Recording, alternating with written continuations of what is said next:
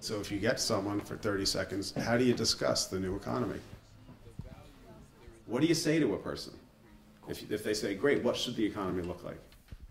That's our homework. How do we bridge to someone who's not already part of the tribe?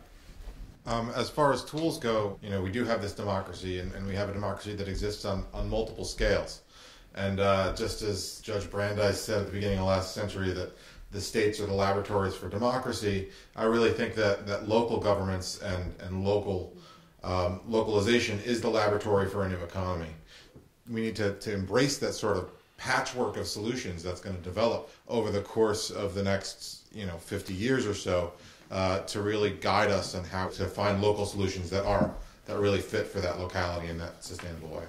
Something that makes me so upset about the Tea Party is that they use this language that is somehow making them feel like they're the Americans. Like the Tea Party, it means I'm the ultimate American. The tools that we need have to do with the way we communicate, and yes, it has to do with branding, it has to do with some kind of distillation of an identity. And I think that there's a whole generation that wants to have a language where we can bond together and identify ourselves. And I would like to see that somehow being like, you're not the Americans, Tea Party, we're the Americans, screw the politics, we're going to do it through economics and our community. And so, sorry.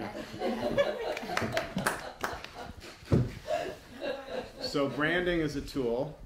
I think I'm really inspired by a lot of the arts that are putting together coherent moral or coherent ethical arguments for advancing the new economy. And people also talk about values-based art as though there's values-neutral art, but really everything has values included in it, and those values are often invisible because they're the status quo or because they're the dominant ideologies. So I think that's an easy way to start an elevator conversation. If there's like the freelancer unions posters that go in the subway that are so clever. It's like, is capitalism working for you?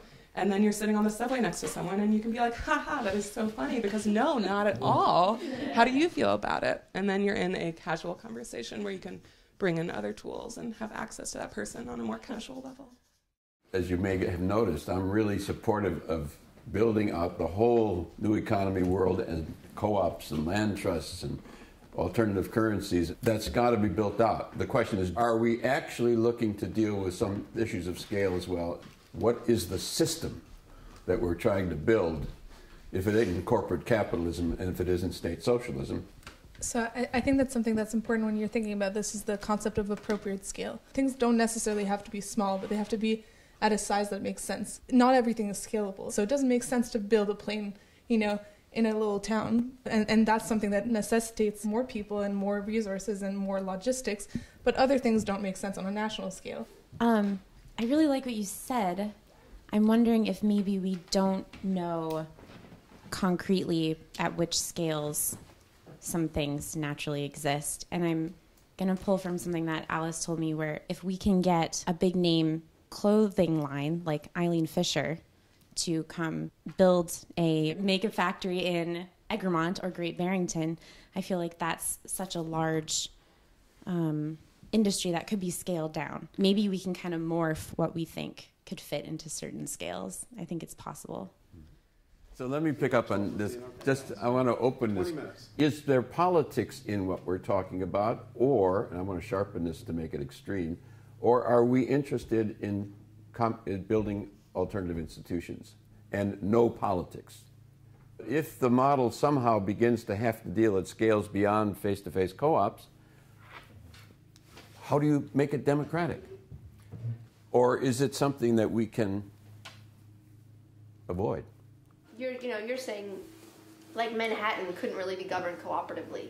Well, perhaps over time, Manhattan wouldn't be Manhattan, or nuclear power plant couldn't be governed as a co-op, or that the systems of appropriate governance would shift. Mm-hmm. And if you're saying, if we're kind of grappling with, well, how do we design and how do we assign governance to these different scales of our needs?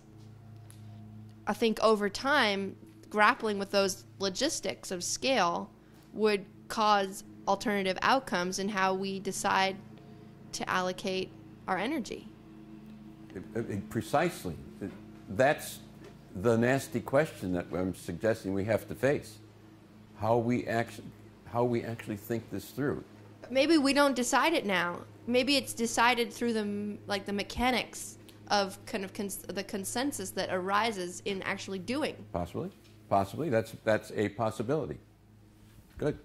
Thank you very much for all this. Has been terrific. Thank you.